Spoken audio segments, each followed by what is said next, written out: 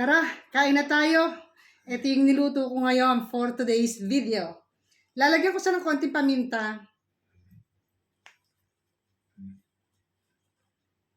And lemon.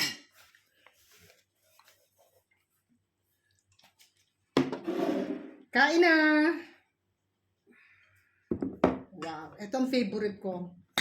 Marami tayong binili ngayong sotanghon dahil gusto kong gumawa ng palabok. Ngayon, soup muna tayo.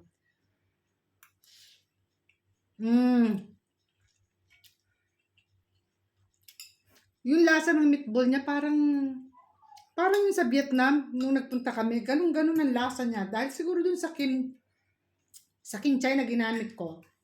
Ibang klase yung kinchay na nilagay ko eh. Hindi siya kinchay Italiano. Mainit. Ang sarap. Carbohydrates! Alam niyo naman ang pansit.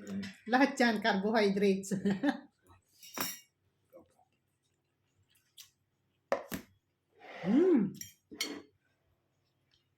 Ito yung meatballs, ha? Ang sarap. Ito yung ating gulay.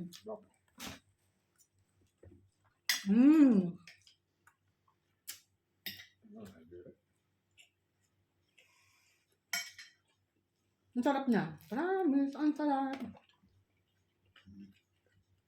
Ito yung ating chimi de rapa.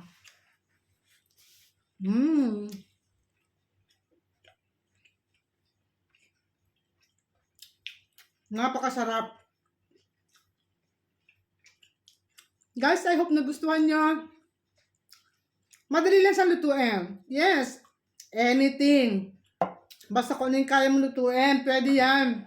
Lahat naman tayo may kakayahan magluto, di ba?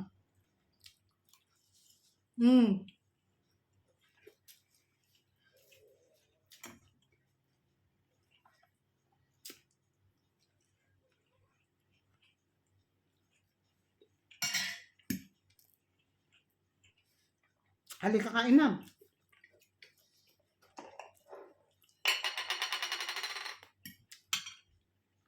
Hindi tayo totally recycle ngayon, ha? Yun lang meatballs at saka yung string beans ang nirecycle ko. But still then, masarap pa rin siya. Kaya walang problema. Mahirap lang kasi, dalawa lang kami ni Fabio ang kumakain. Yung food ko, minsan hindi niya kinakain, so ako lang kumakain. And then kumakain ako once a day lang. Sa evening, dinner, hindi na ako kumakain.